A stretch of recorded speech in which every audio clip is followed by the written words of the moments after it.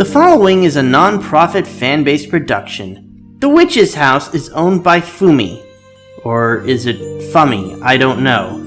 Anyways, please support the official release. Hello, this is Teach, here with a bonus episode of The Witch's House that's, well, not in a bonus room. There really isn't a bonus room to speak of, so I decided to make do and use this instead. So I'm sure most of you are wondering about my thoughts on The Witch's House.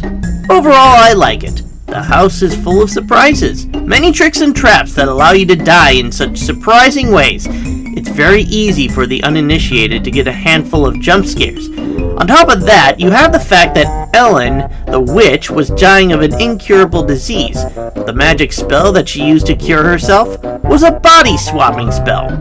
The cat being a demon does feel kinda lukewarm to me, though we do get some foreshadowing on that one, since the demon uses a lot of dead cat bodies throughout this time. Sadly, there's no real sequel to this. Then again, how do you continue the story? There is, however, a prequel which goes into details about how Ellen's story began. You really only see bits and pieces of it in the game itself, but reading the prequel, whether it's in the manga form or novel form, does give you a much better insight on what happened and how things worked. I myself prefer audiobooks over paper. Your ears will automatically pick up what your eyes can easily gloss over, so in this case I read the manga of Ellen's Diary. For those of you who don't know about Ellen's Diary, or didn't feel like taking the trouble to read it, I'll give you a quick summary. Ellen is basically a sickly child. She's been sick her whole life, and she's been cursed with shitty parents. Ellen wants to be loved by her mother, so she voluntarily stays in her room so that her mother will coddle her. One day, Ellen comes across a black cat, which later dies. She goes to bury the black cat outside, but when her mother sees that she has left the house to do this on her own, that's all the excuse she needs to leave her. Ellen's mom comes back one more time to pick up some stuff and bid Ellen goodbye, which is around the time Ellen goes crazy and jams a knife into her mom's chin. When her dad sees his dead wife, he kneels by her side and grieves for her, never once looking at Ellen, even when she tells him that she killed her own mother. And since her dad never noticed him, she decides to kill him too. Through the kerfuffle, she burns down the house and ends up leaving destitute. The black cat pays a visit to her and tells Ellen that she saved his life by feeding him the souls of her two dead parents. As a reward, he bestows magic upon her, making her a witch, and allows her to live in a special house. Inside this house, Ellen is free of her sickness, and is provided with all sorts of amenities. The problem is she can't leave. Once she does, she loses all of her magic, and is deprived of the very same magic that protects her from getting sick. She learns this as she makes friends with a boy. The moment she leaves the house, she becomes sickly and hideous, frightening the boy away. The black cat tells her that in order to cure her disease, she must sacrifice more human souls to the demon, which she does willingly. She sacrifices the souls of many people throughout the years and decades and possibly centuries. As she does, the demon repays her with medicine to knock down the sickness, and as it turns out, she cannot die, at least not in the normal conventional way. She can only die if she wants to die. In other words, if she despairs. And as it so happens, she is given a nice bottle of despair, which she can use at her leisure. This is the quote-unquote medicine to kill me. People eventually catch on to Ellen's antics, and they start attacking her. She is able to fend them off, of course, but one day someone actually does kill her with his sword. She doesn't die since she's a witch and is immortal, but the incident does leave a hole in her heart which starts to eat away at her morale and her body. The medicine also stops working, but there is a silver lining, for as it turns out, Ellen has gathered enough souls to perform the spell which will cure her of her sickness. The thing is, it's a body swap spell.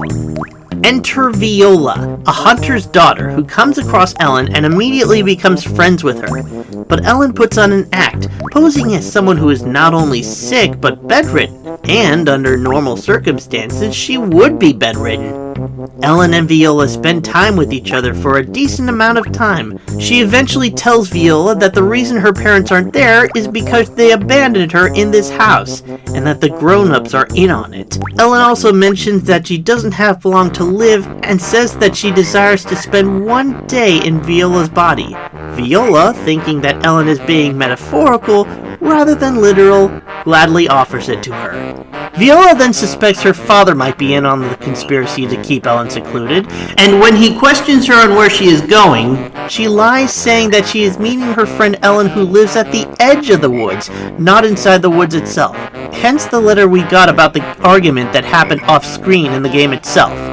She then goes to visit Ellen one last time, only to meet the black cat, who talks to her. Ellen is amazed to see that her friend Ellen's cat is able to talk, but is rather disturbed by what the black cat has to say to her. He reveals to her that Ellen plans to use her magic to swap bodies with her. Not only that, but she is also gouging out her eyes and cutting off her legs as they speak, planning to make the body swap as painful and despair-inducing as possible. And not only that, but the body swap has already happened. How else is Viola able to understand what the cat is saying? And indeed, the body swap occurs. Ellen, who is now Viola, goes in and visits Viola, who is now Ellen, in agonizing pain. Viola gives Ellen some medicine which burns her throat and prevents her from being able to talk or scream anymore.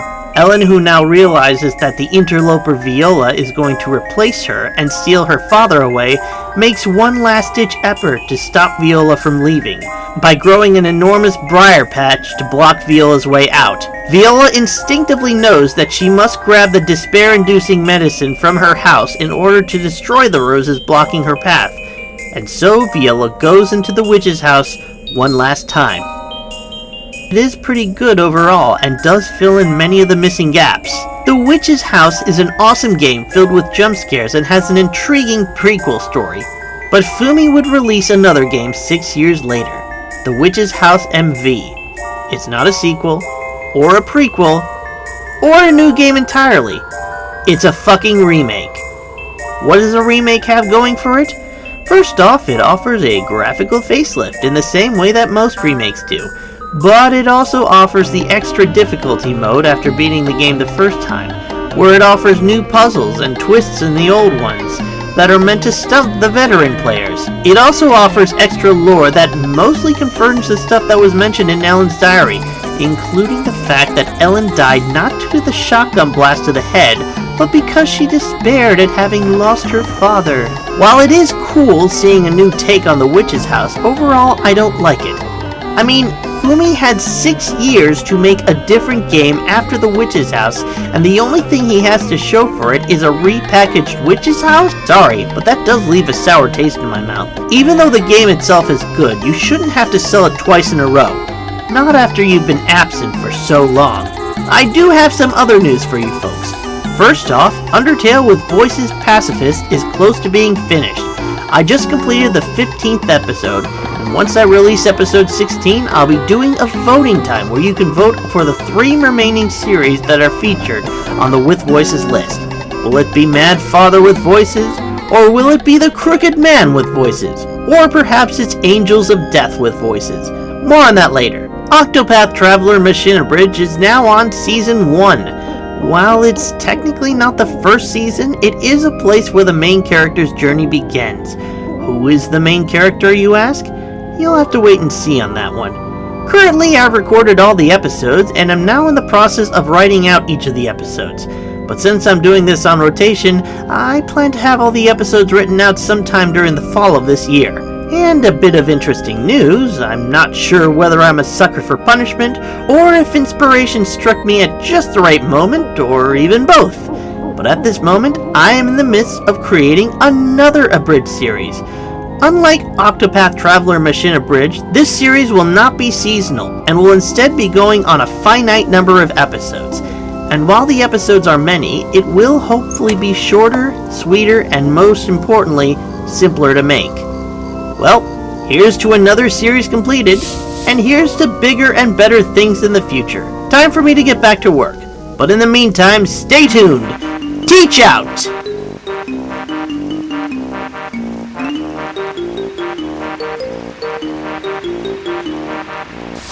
It's